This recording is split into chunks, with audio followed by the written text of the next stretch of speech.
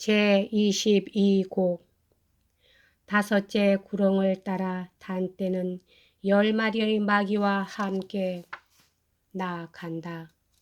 역청 속에 미처 몸을 감추지 못한 자 치안보로가 마귀에게 붙잡혀 곤욕을 당한다. 그러나 말수단이 좋은 그는 자기가 한 나쁜 짓과 남들의 뇌물 먹은 이야기를 해서 마귀들을 방심케 만들어 틈을 보았다가 도망을 쳐 순식간에 역청 속으로 들어간다.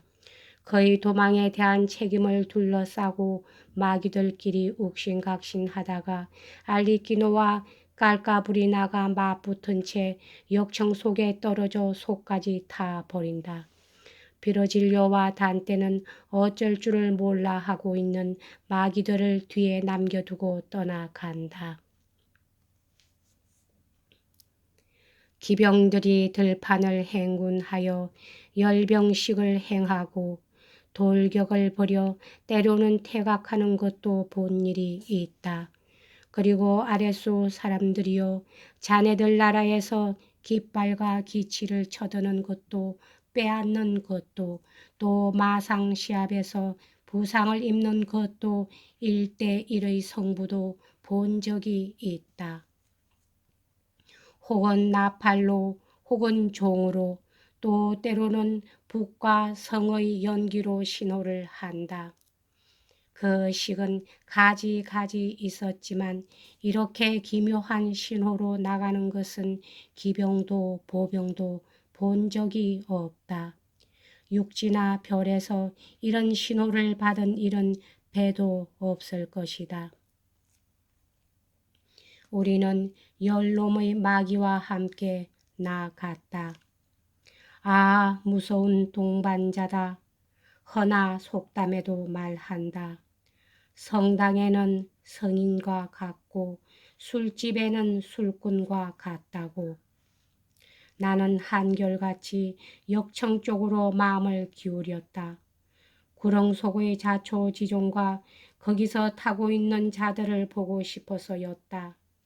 돌고래가 둥그런 등으로 뱃사람에게 신호를 하여 폭풍으로부터 배를 대피시키듯 그와 마찬가지로 괴로움을 덜려고 잠시 등을 파득 보이고는 또 순식간에 감추는 죄인도 있었다.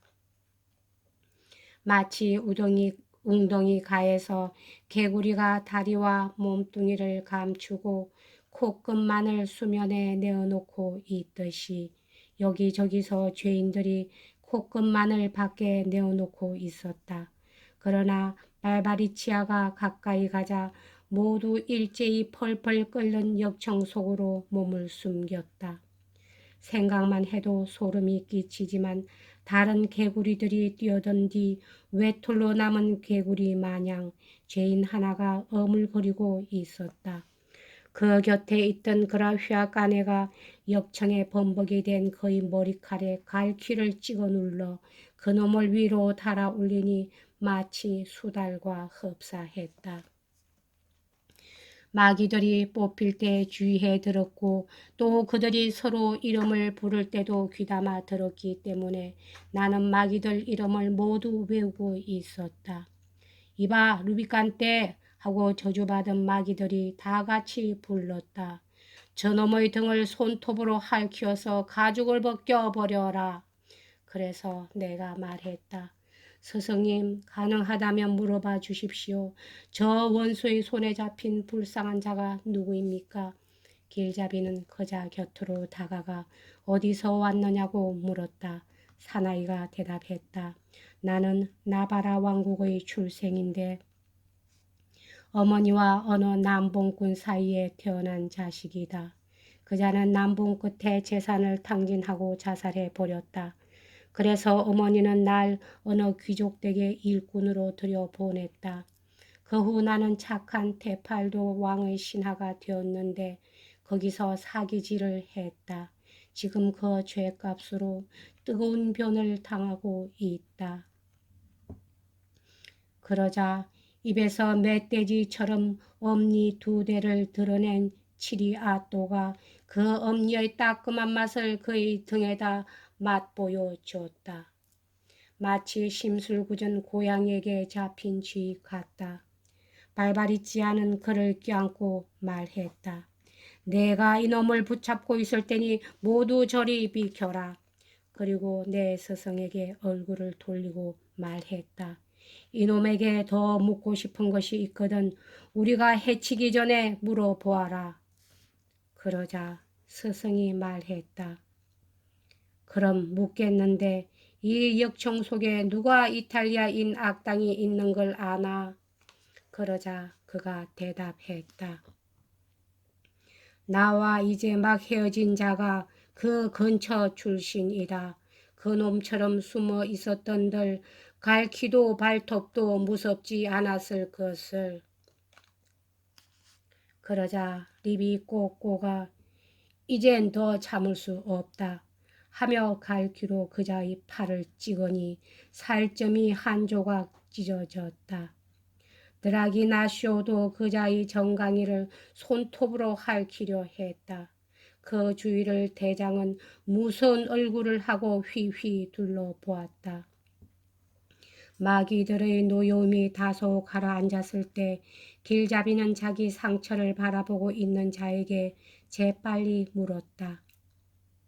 그놈과 헤어져 이 언덕에 온 것이 마지막이라고 내가 말하는 그 자란 누군가?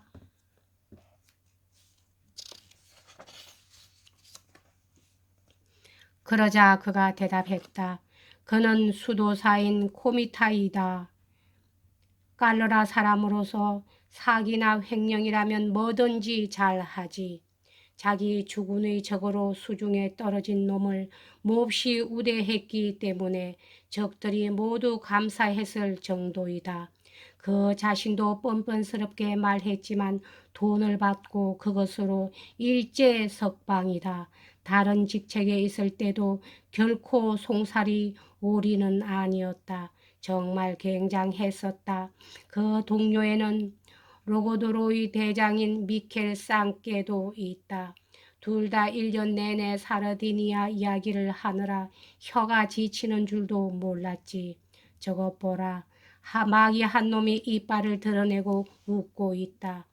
더 말하고 싶지만 저놈이 나를 핥히려고 태세를 갖추고 있으니 무서워 못 견디겠다.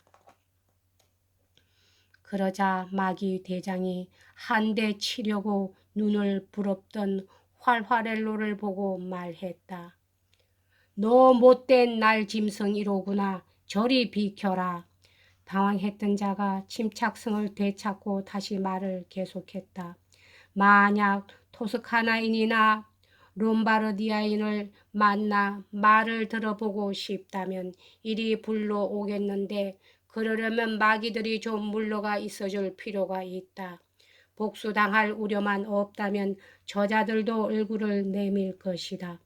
그래도 좋다면 이 자리에 앉은 채 나 혼자서 7명을 불러내 보이겠다.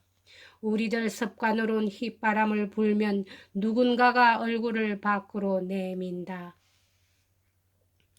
이 말을 듣자 카나시오가 코끝을 쳐들고 머리를 내저으며 말했다. 들었나? 이건 이놈이 밑으로 뛰어들기 위해 꾸민 구실이다.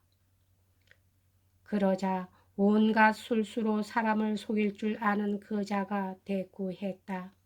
사실 내가 너무 나쁜 놈이지. 내 친구에게 봉변을 당하게 하려는 것이니까. 알리키노가 참다 못해 다른 마귀들과는 반대로 사나이를 향해 응수했다. 내가 뛰어들면 난 내 뒤를 발로 쫓아가진 않겠다. 날개로 역청 위까지 날아가겠다. 이 둑에서 우리는 물러나 바위 뒤에 숨는다. 너 혼자 우리 모두에게 이겨낼 것인지 어디 솜씨나 보기로 하자. 아, 독자여 들어보라. 공전절호의 성부가 벌어진 것이다. 이 안에 전혀 마음 내키지 않던 마귀를 비롯하여 마귀들은 모두 뒤로 눈을 돌렸다. 그 틈을 교묘하게 노렸다가 나바라의 사나이는 땅에 단단히 두 발을 디뎠나 싶자 몸을 날려 대장의 팔을 뿌리치고 도망쳤다.